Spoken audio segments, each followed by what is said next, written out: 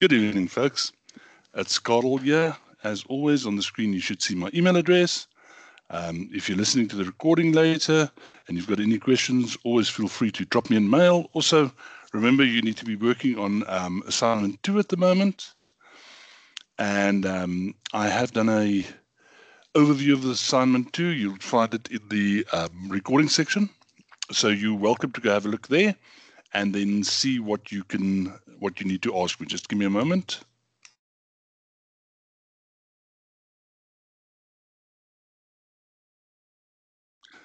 It's strange how when just as one starts a class now, suddenly you want to sneeze and cough and all these funny things. Okay, guys, so yes, please go look in the recording section just to make sure that you've listened to what is required in the assignment.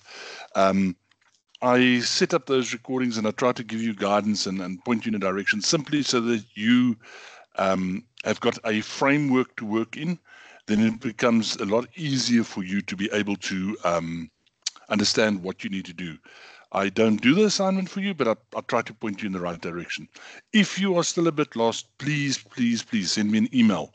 Let me respond to that email. Just remember to put in the subject line of the email, ENTP7311W, just so I know I'm currently dealing with several classes doing assignments, and it's just easier if I know which assignment is, and because sometimes the questions can be a bit confusing and then I give you the wrong answer and it's a drama. Okay, so tonight we're dealing with failure. Excuse me. So as a entrepreneur, you need to understand that failure is something that could happen. And we're going to look at, if you look at the learning outcomes there's various things that we're going to look at. And we're going to look at failure from perspectives and so on, so that you have a sense of what failure means, why we fail, why we sometimes don't want to do things because we're so scared that we're going to fail, but also how we can learn from failure and how we can develop something called grit, which is extremely important for you to, grit is simply to carry on. And to suffer, and while you're suffering, to still say, but I am going to do this. But we'll speak about that. Right.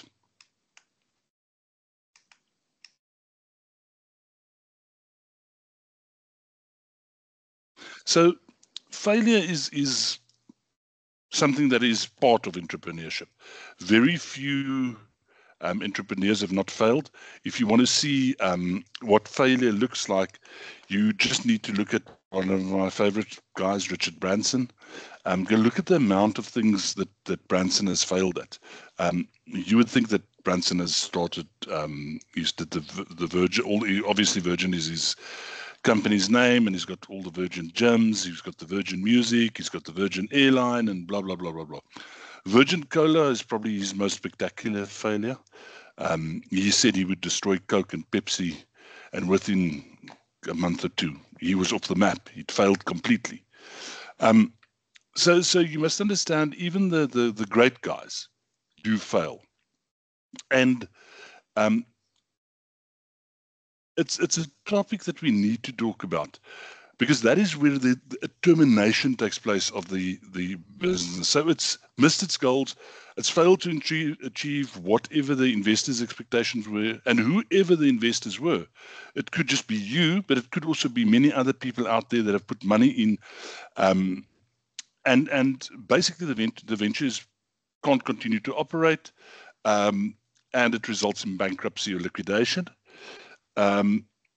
The difference, just quickly for you, between bankruptcy and liquidation is bankruptcy is when your liabilities exceed your assets. So you owe more money than you than what your assets are worth. So your total, if you sell everything, you're going to get 100,000 rands, but your debt is 150,000 rands.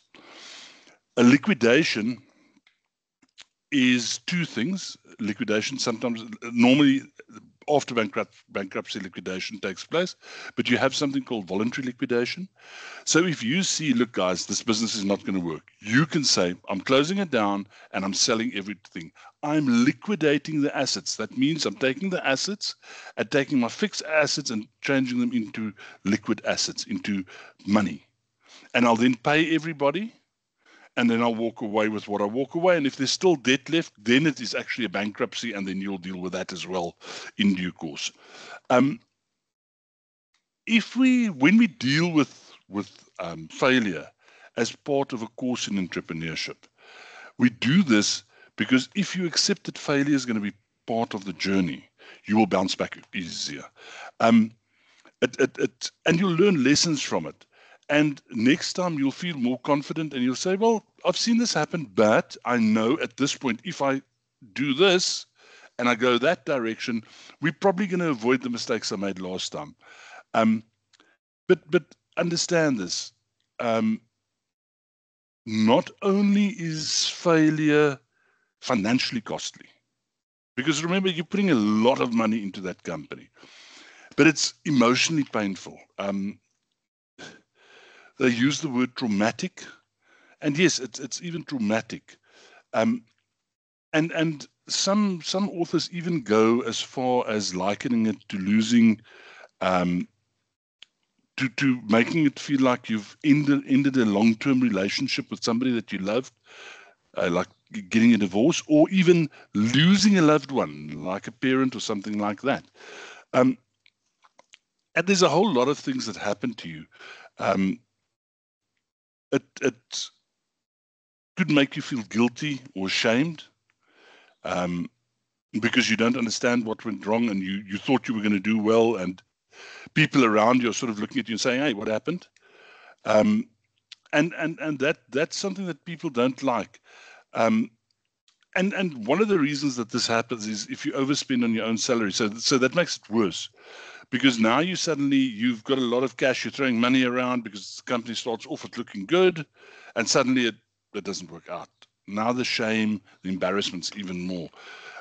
So it's a good thing to be conservative in the way that you approach your company, but be ready, be prepared for that failure, because then it won't hurt as much. So why factors? What happens? There's a lot of things. So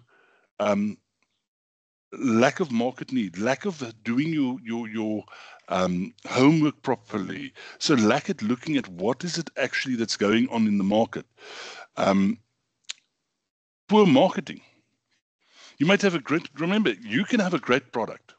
If you can't get that product from you to the market, you have a problem. Excuse me. So never mind how good your product is. If you can't convert that product from something sitting on your shelf to something that the client's walking out the door with, you've got a problem. So if your marketing fails you, your company will fail. Right? And then there's things like factors that we didn't consider. I love the story.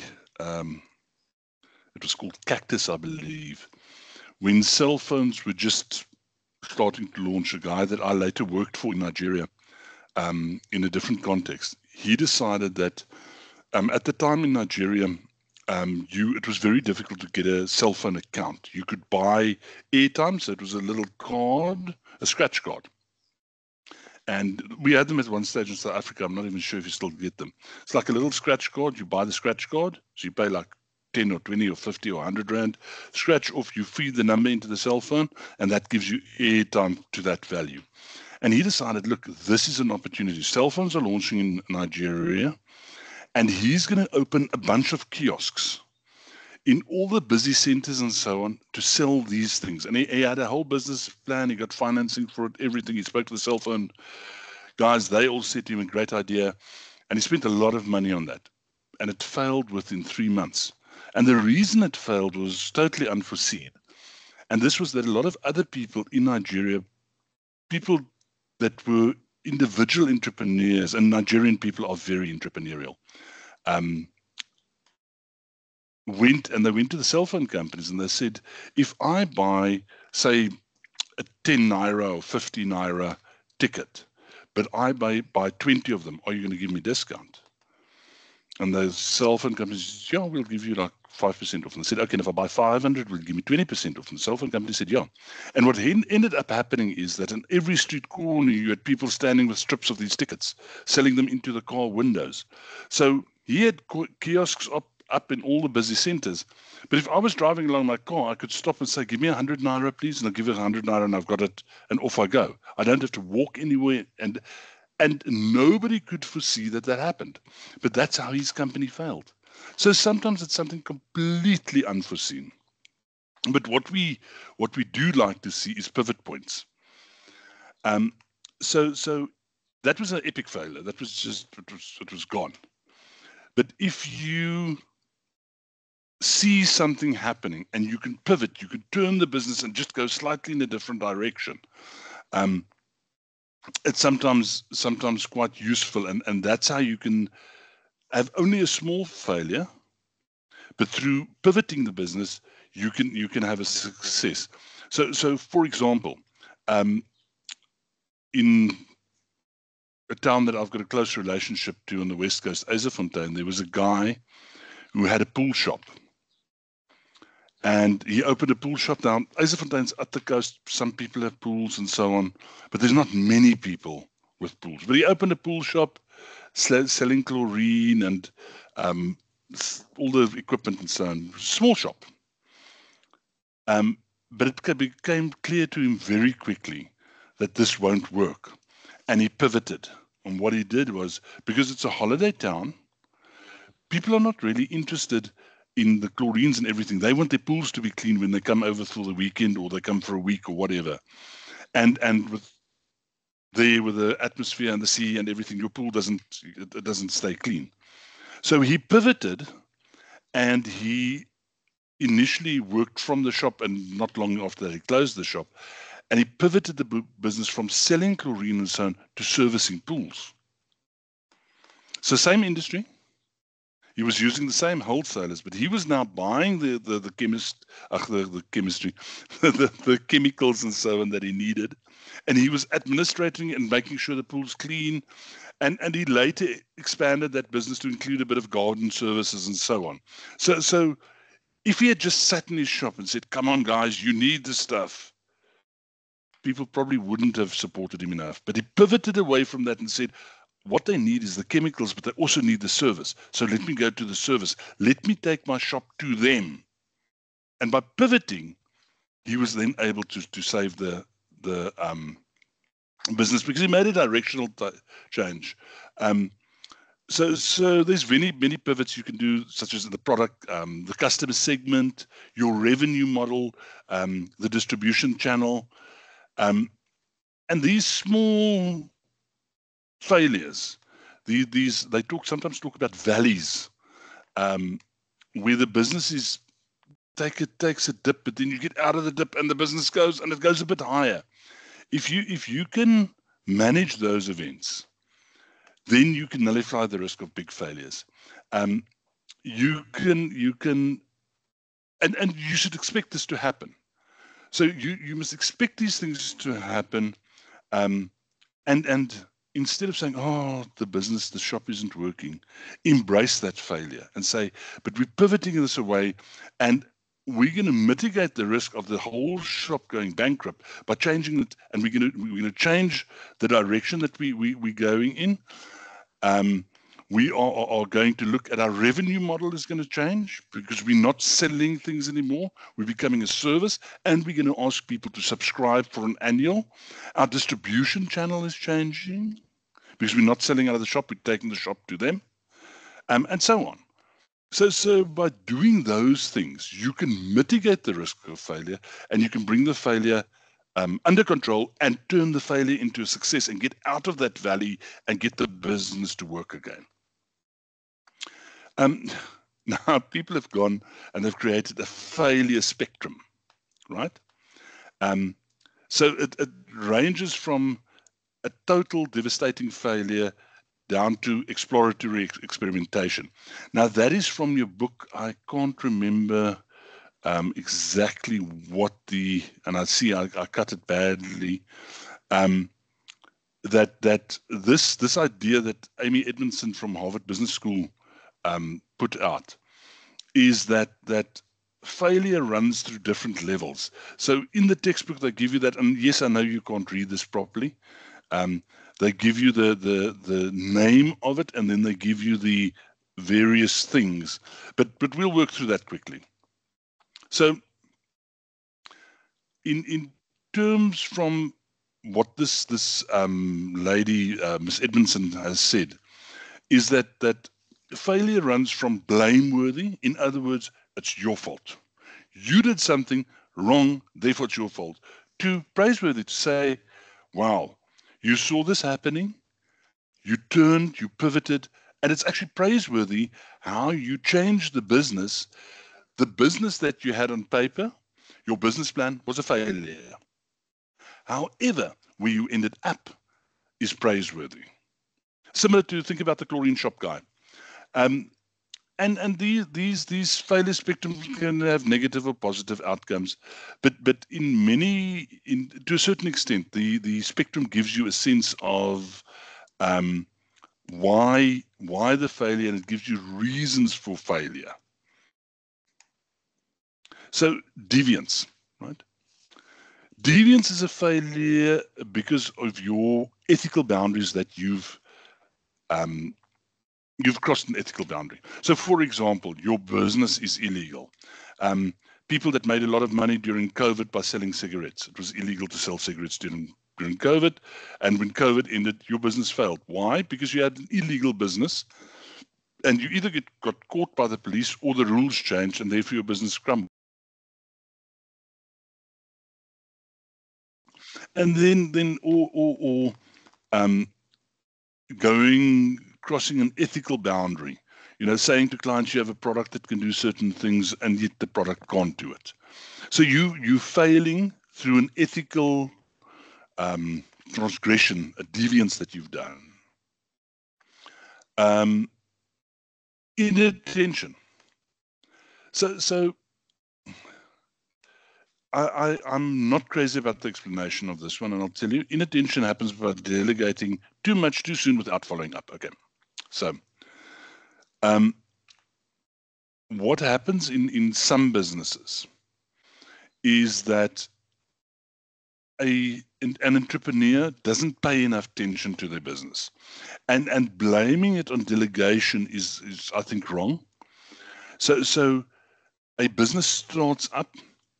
There's some success, and then the entrepreneur sort of says, okay, the business is fine, and they go off and they start investigating others, especially serial entrepreneurs. They start looking at other stuff.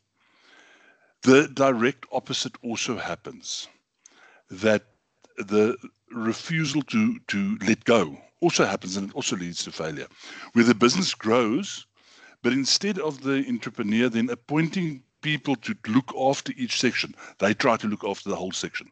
It's still inattention. They're still not paying the attention to the various parts of the business that they should, because the business just grew too quickly. And now they can't manage the manufacturing and the sales and the delivery to client and the after client services, and still look after HR, finance, and all of those things in the background. And then they lose it. So you could either lose the business by inattention of giving too much to people and not following up and checking that they're doing it, or simply by the business growing too big and you don't give attention because there's too many things to give attention to. And both ways, you're going to come short. And then lack of ability. Now this you should have addressed right at the beginning, but you get a business idea and you think, okay, this is great. I'm going to start detailing cars. So I'm going to wash cars, make them smart and so on. And then clients start asking you, well, we'd like to have a line put on our car, or we'd like to have a wrap put on our car, or we would like to have our windows tinted. Now, basically, detailing, you can clean a car really well. But these are other things. You need other skill set to be able to do this. And you say, yes, yes, yes, I'll do it. And you do it and you don't do a good job. Now your ability is what's dropping you. And now the word of mouth gets out. Listen, this guy, he tinted my windows, but look at all the bubbles. Or he wrapped my car and the wrap's starting to come loose. Or the wrap doesn't wrap properly around the corners. It's done too tight and he didn't heat it up enough so it goes into the curve of the car, or whatever the case may be. But it's your lack of ability. So you're failing because you thought you can do stuff that you can't do. Process inadequacy. So you're setting up processes, how the business will run. Remember, people tend to write these long business plans to figure out what they're going to do, and then people stick to their business plans and they don't pivot away from the business plans when the business plans don't work. So when your processes that you have started doing don't work, you don't stick to the business plan. You change the business plan. And you change what you said, how you're going to do something, to a new way of doing it so that it works. Right? You think it through and say, okay, guys, and you sit down with your team, you say, guys, this isn't working. We're not speaking to each other. There's a communication breakdown. Things are falling through the cracks. Let's have a chat about this. Susan, why is Mpo not getting the product that he wants to get? Mpo, you're not passing it on to Sipiwe. Sipiwe, right? Why John have to wait for you? And you talk through this, and as you talk through this, you find a new way of a new process to run it, and then you implement that process, right? And once again, you've saved it. You've not stuck it. You've pivoted away from your process. You've done a different thing. So uncertainty. So if you've got lack of clarity, if you've not looked after, you've not planned the business, you've not done your proper environmental studies, so you've not looked at the business, the business environment, the micro, the market, the macro. Quickly think what micro, market, and macro is. First year, business management. Yeah, you must look at all those fields and think what can happen in the micro, what can happen in the macro, what can happen in the macro, so that you understand where your business fits in and what can create uncertainty for you. And you need to have clarity about those issues. If you haven't done that homework, you're gonna run into problems. And then the last place to fail and the best place to fail is what they call, or what she calls, exploratory experimentation. So, and this is where you're failing in market tests. So you've got a product and you test the product in the market. You do a limited release, you see what happens, and you get feedback. You hand free product out to people and you ask them about the product. You run a couple of ads on Facebook and you see what people respond. Do people respond? Do you get an email from people to say, hey, I'm interested in that product? How does that work? And then some of these things will work and some of them won't work. And when they don't work, they don't work. But that's fine, because you're not launching the whole company in that direction. You're testing the company to see if it'll work. You're testing the market, and the market is reacting to you, and you're failing, but it's a small failure. And you know, okay, so that product in that market's not going to work. Maybe we switch the product slightly and go into a different market and see what happens then. Because then we might have a product that we actually can utilize, that's actually possible for us to work with, and something that we want to then rather do. So something else we need to talk about is fear of failure. So when I speak to people about management and decision making in management, the one thing I always say to people is, if you're not sure what to do, just do anything. Because 9 times out of 10, doing something is going to be better than doing nothing. Even doing something that's the wrong thing and it fails, then at least you know that is the wrong thing. But if there's a problem and you do nothing, sure as the sun sets, you're going to have a problem, right? Because if you do nothing, the problem's just going to keep on happening, and it's going to escalate and get bigger and bigger until it goes boom. But if you do something, you might do the right thing. If what you do doesn't solve the problem, then you know that is not the way how to solve the problem. So you've eliminated one option, right? What are my other options? Let's do the next thing. But just do something. Don't just sit there. And that's the problem with the fear of failure. People are scared that they will fail. And these guys, the Nick and Murray take it back to parent-child relationships. This is not a psychology class, so I don't want to go too far. But researchers suggest that as a child, we taught that we shouldn't be fail, and sometimes if we fail, we're punished. And they say that in many cases our parents have got very high expectations, and yes, in some parent-child relationships that's the case. And you don't. You're scared of failing, and you're taught to be scared of failing when you're very small, and therefore you don't want to try something because you're scared of failing, because you're taught from a young age that failure is unacceptable. There's negative consequences to it, and therefore you'll go out of your way to fail. Yeah,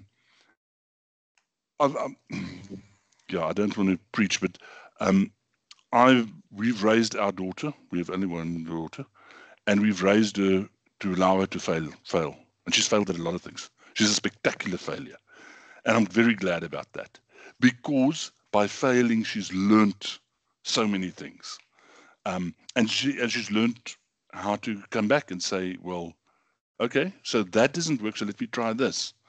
And sometimes as a parent it's tough, but I think it's a good thing for my daughter. And then, over time, hopefully those skills will help her in life to develop further and to be a risk taker, because risk takers tend to get further. If you have this fear of failure, there's certain things that you can do.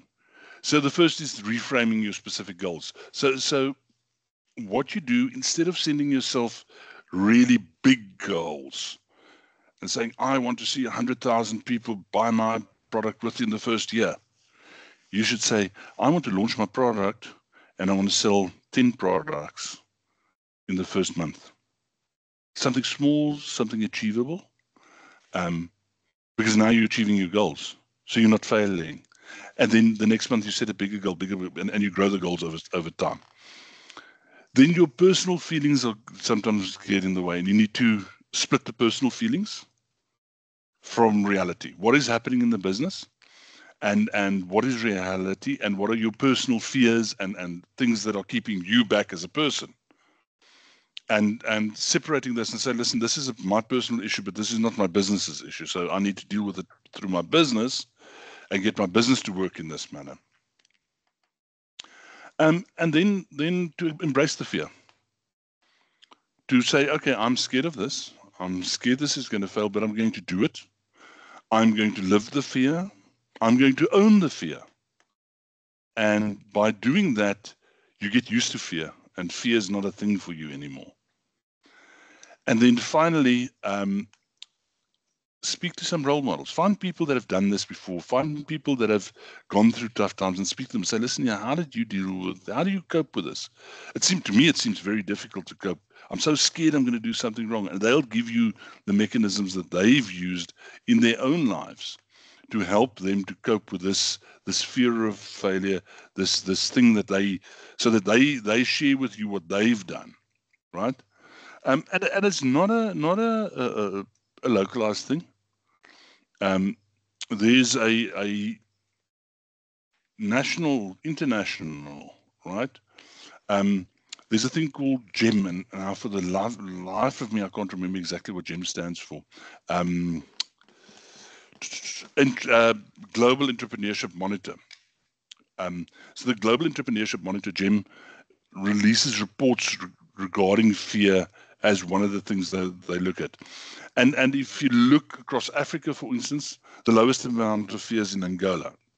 So Angolans are more likely to start businesses and go for it, while the highest is in Morocco. if you look at Africa. Worldwide, Angola, Colombia are the two lowest, and then Morocco, Greece, India. And the lowest is Angola, like around 16%, and India is up at 15%. I've got a note next to my computer. I don't know this out of my head. I've got a note of the numbers. So don't think I'm just saying them. I'm not that clever. But South Africa is 44. So if Angola is at 16% fear of failure amongst entrepreneurs, and the highest is 64, which is Morocco, Greece at 57, India at 15, we at 44. So we in the middle. In other words, we need to look at this whole fear thing, and look at how we can figure out what we can do to get away from this fear. And they look at this through perceived opportunities, perceived capabilities, fear of failure, and entrepreneurial intentions. But it's just interesting to realize that South Africans have got this massive fear of failure, and that we need to find ways of working around it. So to get over fear, another ways to solve the fear. So I spoke about getting mentors and so on. And it's important that you learn from those people, because businesses do fail. And that's why you guys as aspiring entrepreneurs need to speak to people that have failed, and figuring out what works, what doesn't work, and so on.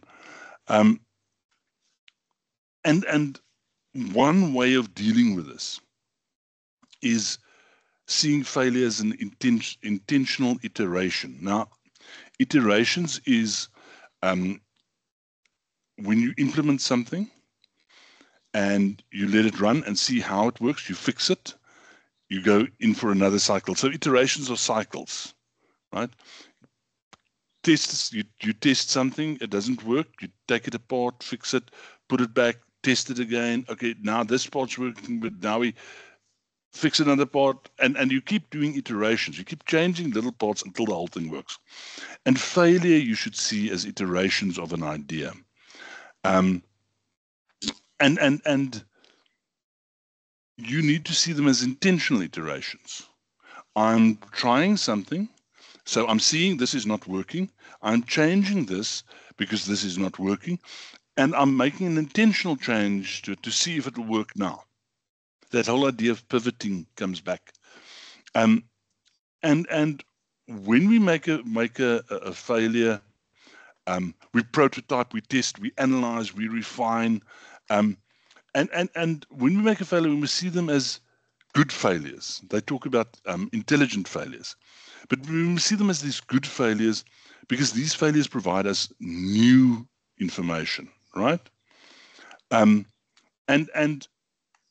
this gives us the ability to design new products, innovative products, checking how customers react to those products, looking at new untapped markets, and working with those things. We might fail intelligently numerous times, but that's good, because we need to have that experimentation, and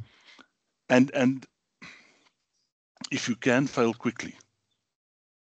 Now that sounds strange, but if you can fail quickly, because the quicker you reach the point where you see this is not working, the quicker you can do this intentional iteration, the quicker you can change this, the quicker you can fail again. But now we've failed twice and we've learned 2 lessons. We might only fail a 3rd time, and by the 4th time we might have this right. So the sooner you can reach the point of failure, the sooner you know this is where the thing's going to break, the better. Because then you've got the ability to go ahead and say, okay, so what can we do differently? The problem with, excuse me. Sorry about this, guys. It's a wet and cold day in the Cape, and it's affected my throat. The part of the problem with failing is that when we fail, it's very easy to blame somebody, right? And blaming people is a dangerous game. You need to create an environment within your business that's blame-free, right?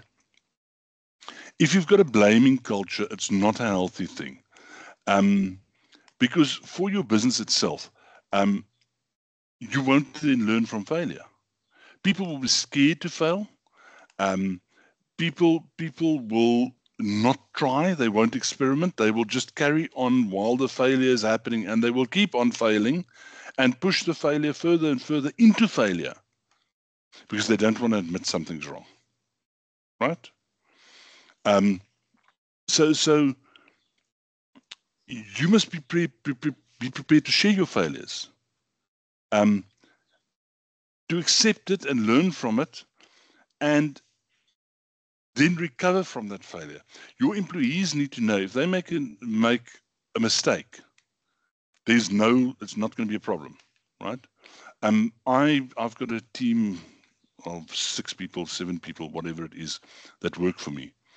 And I always say to them, guys, when something goes wrong, it's fine. It's not a problem. Just tell me. I need to know something's gone wrong. Because if I know it's gone wrong, I can help fix it. And if my boss has got a problem, then I can explain to my boss why it went wrong and why we're fixing it and why learning from that experience is a good thing for us, right? There's a, now you guys know I like Branson. There's a famous story about Branson where one of his guys, I can't remember exactly the story, but they stuffed something up and they stuffed it up badly. And he had to actually have a press conference to explain to the press why this £1 million mistake had been made and what they were doing to remedy it. And in the press conference, one of the things Richard Branson was asked is, has the person been fired? And Branson sort of said, what do you mean? Fired? Why would I fire somebody that I've just spent £1 million on in training? They've learned. And I've spent £1 million, because that's what we've lost, on training this person. Why would I fire them? And that attitude is the right type of attitude. That where people have failed because they've tried to do something and it's not worked, it's a good thing. The team learns from it, and there needs to be clear communication that failure is fine if we're trying to build the company and so on. Failure because you didn't observe. Failure because you didn't take the necessary care. Failure because you didn't care. That's not acceptable, right? But failure because we're trying to improve the company, it's not that you've got lack of commitment, you're not reckless, you haven't broken rules or law, anything like that. That's acceptable. And as a matter of fact, we should have these small failures along the way, because the small failures tell us that we're learning. And it's part of reality. It's part of being an entrepreneur. It's part of growing yourself as a developing entrepreneur. It's part of growing your team so that your team can support you in growing the business. We need to roll with those small failures. We need to learn to accept them. And we need to say to staff, it's fine, don't worry about it. But failure can wear one down. And if you're failing, even small failures continuously, can result in despondency and so on. And this is where something called grit comes in. So you need to understand that failure is going to happen. It's just, that is what it is. And we need to do mind shifts to understand this. That we think that if you've got talent, you will be successful, right? And you can measure talent by IQ scores. You can do talent about saying who got a distinction in their degree. And there's all types of ways of looking at talent. The fact is, talent doesn't equal success, right? Grit equals success. And grit is that ability to continue to work hard, even in the face of failure, to continue to sustain an interest that in the business, in what you are doing, and interest in what is the long-term goal. Where are we going to end up one day? Not tomorrow, not the day after, one day. So, and if you then have this fixed mindset that you can't go and understand that I've got to keep on, and you're trying to avoid failure, you're probably going to fail. But if you've got a growth mindset, saying that we need to grow this organization, yes, we're going to go into those valleys, but we know that intelligence and talent is something that we're born with, but it's not something that can allow us to avoid failure, right? We are going to fail. But through dedication, effort, hard work, and grit, we will be a lot more successful. And we need to take a deliberate practice, which means we need to take actions and say, yes, we know we can't do that yet, but we're busy working on that and we're developing that. And yes, we might fail in developing that, but we'll get there. And to do that, we need to develop grit, right? So there's a couple of things that you need that you can do to help you develop grit, right? Courage is one thing, that you put the fear of failure behind you.